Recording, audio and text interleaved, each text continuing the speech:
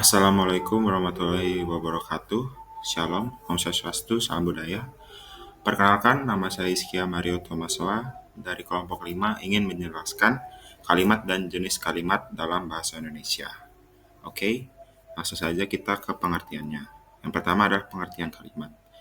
Kalimat adalah suatu bahasa yang tersusun dari kata-kata, memiliki makna lengkap, dan digunakan untuk menyampaikan pikiran, perasaan, atau informasi dalam komunikasi lisan maupun tulisan. Nah, kalimat juga memiliki unsur-unsur kalimat, yaitu unsur-unsur kalimat subjek, yaitu pelaku atau pokok pembicaraan dalam kalimat. Contohnya, Ani membaca buku. Ani ini sebagai subjek. Oke. Yang kedua adalah predikat. Predikat ialah keterangan tentang subjek, biasanya berupa kata kerja atau kata sifat.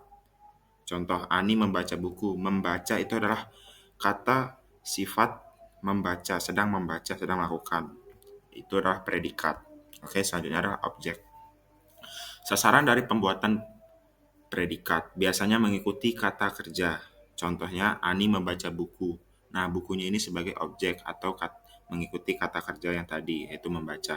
Oke. Selanjutnya, pelengkap dan keterangan. Nah, pelengkap adalah unsur yang melengkapi predikat, tidak bisa dijadikan subjek pasif. Contohnya, ia menjadi guru.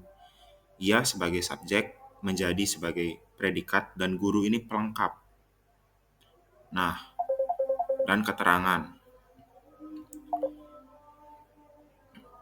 Keterangan menjelaskan waktu, tempat, cara, tujuan, dan lain-lain. Contohnya, Ani membaca buku di perpustakaan, yaitu menerangkan tempat dia membaca buku. Oke.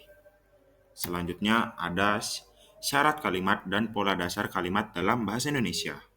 Nah, yang pertama, syarat kalimat bahasa Indonesia memiliki subjek dan predikat. Itu adalah minimalnya. Yang kedua, mengandung makna yang jelas dan lengkap. Yang ketiga, menggunakan struktur bahasa yang benar, dan baku. Contohnya, beberapa contoh dalam pola kalimat adalah S dan P, subjek dan predikat. Yang kedua, subjek, predikat, dan objek. Yang ketiga, subjek, predikat, dan pelengkap. Yang keempat, subjek, predikat, dan SPO, dan keterangan. Subjek, predikat, objek, dan keterangan. Oke, lanjut.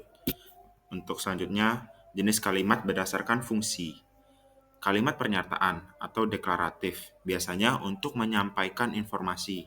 Contohnya, saya belajar di rumah. Dia itu memberikan informasi, dia itu sedang belajar di rumahnya. Yang kedua, kalimat pertanyaan atau interrogatif untuk menanyakan sesuatu. Contohnya, kamu sudah belajar. Dia itu menanyakan apakah kamu sudah belajar. Oke. Terus yang ketiga, kalimat perintah atau imperatif. Biasanya untuk memberikan perintah atau larangan. Contoh kalimatnya adalah tolong tutup pintu. Dia meminta tolong agar pintunya ditutup atau memerintah seseorang untuk menutup pintunya. Nah, yang keempat adalah kalimat seruan atau kalimat eksklamatif. Nah, ini untuk mengungkapkan perasaan atau mengeluarkan ekspresi atau perasaannya. Contohnya, wah, indah sekali pemandangan ini. Dia itu mencerminkan perasaannya yang terkagum-kagum dengan kata wah dan memuji pemandangan tersebut. Oke.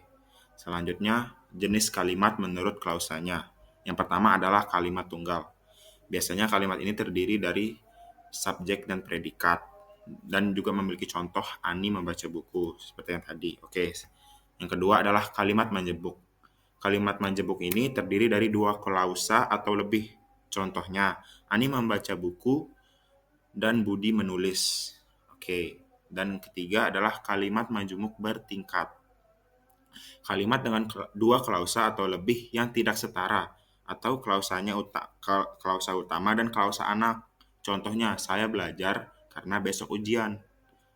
Nah, selanjutnya kita akan membahas kalimat efektif dan tidak efektif. Kalimat efektif adalah kalimat yang jelas, singkat, dan mudah dipahami sesuai kaidah bahasa Indonesia. Contohnya, saya belajar di rumah. Yang kedua, kalimat tidak efektif. Kalimat itu kalimat yang bertele-tele atau tidak jelas maknanya, serta mungkin dia bisa juga melakukan pemborosan kata seperti kayak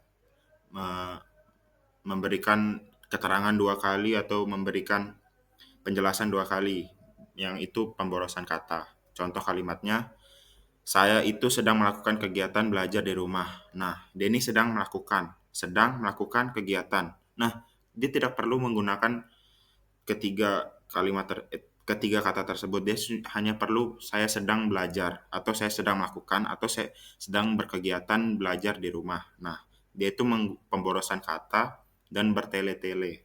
Oke. Selanjutnya, simpulan dan saran. Kalimat adalah bahasa terkecil yang dapat mengungkapkan pikiran yang utuh dalam menentukan apakah suatu pernyataan dapat disebut sebagai kalimat.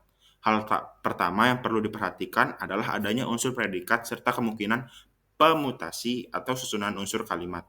Setelah itu, perlu diketahui bahwa pola kalimat dalam bahasa Indonesia terdiri dari beberapa bentuk, yaitu SP, SPO, dan SPOK.